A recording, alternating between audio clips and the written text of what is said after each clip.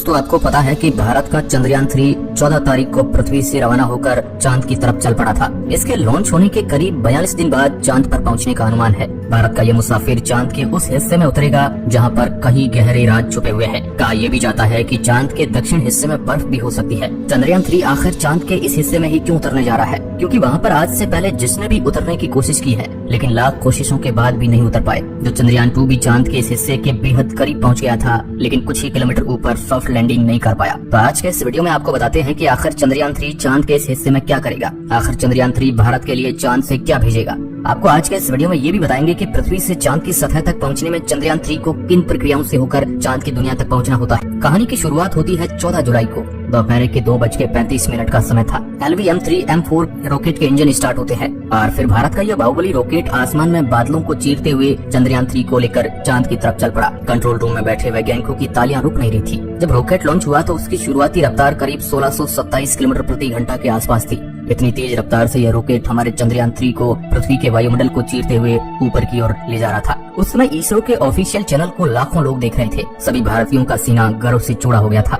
सबसे पहले दोनों बूस्टर रॉकेट स्टार्ट हुए। रॉकेट लॉन्च होने के 108 सेकंड बाद 45 किलोमीटर की ऊंचाई पर इसका लिक्विड इंजन स्टार्ट होने के बाद रॉकेट की रफ्तार 6437 किलोमीटर प्रति घंटा हो गई। इस वक्त भी वैज्ञानिक पूरा ध्यान रॉकेट पर बनाए हुए थे। करीब 130 सेकंड यानी आसमान में 62 किलोमीटर की ऊंचाई पर पहुंचने के बाद दोनों बूस्टर रॉकेट से अलग हो गए और रॉकेट का इंजन स्टार्ट हो गया। यहाँ पर आपकी जानकारी के लिए बता दें कि रॉकेट को अलग करने का काम मशीनों के द्वारा किया जाता है। दोनों बूस्टर के अलग होने के बाद रॉकेट की रफ्तार 7000 किलोमीटर प्रति घंटा पहुंच गई थी। इसके बाद जो दोनों बूस्टर रॉकेट से अलग हुए थे उनको इसरो के वैज्ञानिकों द्वारा सॉफ्टवेयर के माध्यम से नीचे समंदर में गिरा दिया गया ताकि कोई नुकसान न हो। फिर रॉकेट का मेन इंजन चंद्रयान 3 को लेकर अपनी मंजिल की ओर आगे बढ़ गया। करीब 196 सेकंड पर रॉकेट से दोनों ही सील्ड अलग हो गई, यानी यान के अगले हिस्से से दोनों सील्ड अलग हो गई। इन सील्ड को इस वजह से अलग किया गया क्योंकि यान 114.8 किलोमीटर की ऊंचाई प्राप्त कर चुका था। 307 सेकंड पर रॉकेट से लिक्विड इंजन अलग हुआ। रॉकेट से लिक्विड इंजन अलग होने के बाद क्रायोजेनिक इंजन स्टार्ट हुआ और चंद्रयान 3 को लेकर पृथ्वी की कक्षा की तरफ तेजी से बढ़ने लगा। क्रायोजेनिक इंजन स्टार्ट होने के बाद इंजन की रफ्तार 36,968 किलोमीटर प्रति घंटा हो गई थी और कुछ दूर जाकर क्रायोजेनिक इंजन बंद होकर चंद्रयान से अलग हो गया और भारत का यह मुसाफिर लॉन्च होने के 16 मिनट बाद पृथ्वी की कक्षा में सही सलामत पहुंच गया।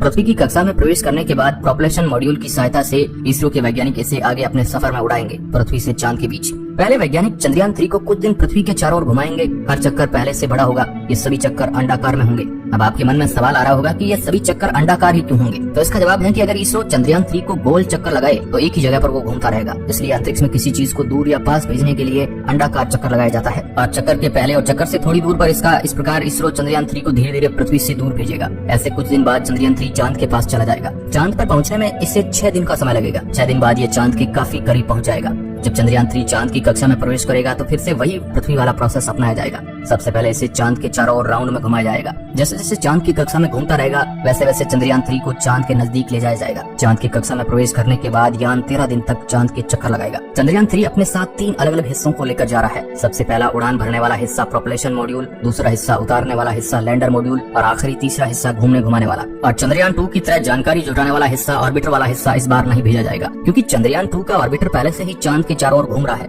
और वैज्ञानिक इसी का इस्तेमाल चंद्रयान 3 में करेंगे। उसका कांटेक्ट चंद्रयान 3 से वो कर देंगे। चंद्रयान 2 का ऑर्बिटर आज भी सही सलामत चांद की कक्षा में चक्कर लगा रहा है और जैसे ही चंद्रयान 3 चांद के 100 किलोमीटर के दायरे में पहुंच जाएगा प्रोपल्शन मॉड्यूल से वो लैंडर अलग हो जाएगा। लैंडर अब अपनी कक्षा में अपनी स्पीड कम करने की कोशिश करेगा। करीब 40 से 42 दिन बाद लैंडर और रोवर चंद्रमा के साउथ पोल पर उतर जाएंगे। चंद्रयान 3 की चंद्रमा पर लैंडिंग 23 अगस्त की शाम 5:47 पर रखी गई है लेकिन वहाँ पर सूर्य उदय की स्थिति को देखते हुए इसमें बदलाव हो सकता है। अगर सूर्य उदय में देरी होती है तो इसरो लैंडिंग का समय बढ़ाकर इसे सितंबर में कर सकता है और यहीं से इसरो की असली परीक्षा स्टार्ट होगी क्योंकि इस मिशन का सबसे मुश्किल काम ही चांद की सतह पर लैंडर को उतारना है। चंद्रयान 2 80% मिशन सही जा चुका था लेकिन कुछ मिनट में ही फेल हो गया। यह आखिरी के 15 मिनट वैज्ञानिकों के लिए किसी कड़ी परीक्षा से कम नहीं है। चंद्रयान 3 को उतारने के लिए चांद के दक्षिण वाले हिस्से में 2 स्थानों को चिन्हित किया गया है। अगर पहली वाली चिन्हित की हुई जगह पर यह नहीं उतर पाता है तो उसे दूसरी जगह पर उतारा जाएगा। फिर जैसे ही यह कंफर्म हो जाएगा कि इसे वहीं उतारना है उसके बाद ये धीरे से सॉफ्ट लैंडिंग करके उतरने का प्रयास करेगा। हालांकि चांद की इस जगह पर काफी सारे गड्ढे हैं, पूरी तरह से उबड़ खाबड़ सतह है। कई बार लैंडर उबड़ खाबड़ सतह की वजह से भी यहाँ पर कंफ्यूज हो जाते हैं। और एक बात ये भी है कि चांद का यह हिस्सा वैज्ञानिकों से अनजान है क्योंकि चांद के दक्षिण वाले हिस्से के बारे में हमारे पास ज्यादा जानकारी नहीं है। हालांकि ऊपर ऑर्बिटर से ली गई जानकारियां हैं क्योंकि इससे पहले तो कोई वहाँ पर उतर ही नहीं पाया था। चंद्रयान 2 के बाद इजराइल ने वहाँ पर उतरने की कोशिश की थी पहले, लेकिन उसका भी अंतरिक्ष यान क्रैश लैंडिंग कर गया। लेकिन इस बार भारत के वैज्ञानिकों ने पूरी तैयारी के साथ चांद पर उतरने का प्लान बनाया है। चंद्रयान 2 में जो गलतियां हुई थी उन सभी को सुधार कर पूरे जोश के साथ चांद पर उतरेंगे और फिर जब ये मुसाफिर चांद की जमीन पर सही सलामत उतर जाएगा, इसके बाद वैज्ञानिकों की कमांड के जरिए लैंडर के अंदर से रोवर बाहर निकलेगा, जो कि चंद्रमा की सतह पर घूमकर कई राज खोलने वाला है और इसी पल का वैज्ञानिकों को बेसब्री से इंतजार है। इस बार भी लैंडर का नाम विक्रम रखा गया है और रोवर का नाम प्रज्ञान है। प्रज्ञान रोवर कई उद्देश्यों को लेकर चांद पर गया है। रोवर वहाँ पर घूमकर चांद की सतह पर रासायनिक तत्वों और मिट्टी, पानी के कणों जैसे प्राकृतिक संसाधनों के बारे में कई महत्वपूर्ण खुलासे करने वाला है, जिसके जरिए हम समझ पाएंगे कि चांद आखिर कैसे बना था और उसकी बनावट कैसी थी। इसके पास में कई सारे उपकरण हैं जिनकी मदद से चांद की जमीन में भी कई सारे परीक्षण करेगा। इसके पास एक सिस्मोमीटर नाम का उपकरण है।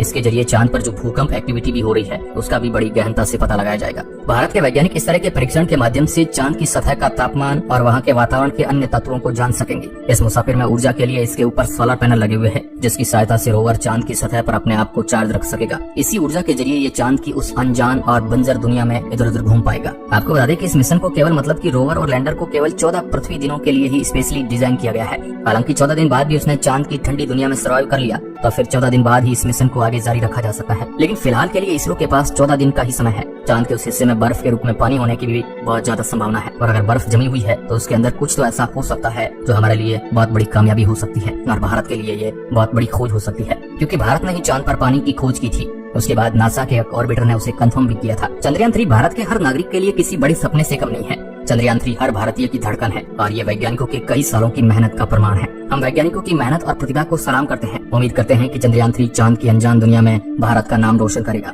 और वैज्ञानिकों की मेहनत का फल मिलेगा। आज के वीडियो में बस इतना ही। ऐसे ही वीडियोस देखने के लिए चैनल को जरूर सब्सक्राइब करें। वीडियो के अंत तक बने रहने के लिए आपका बहुत बहुत धन्यवाद।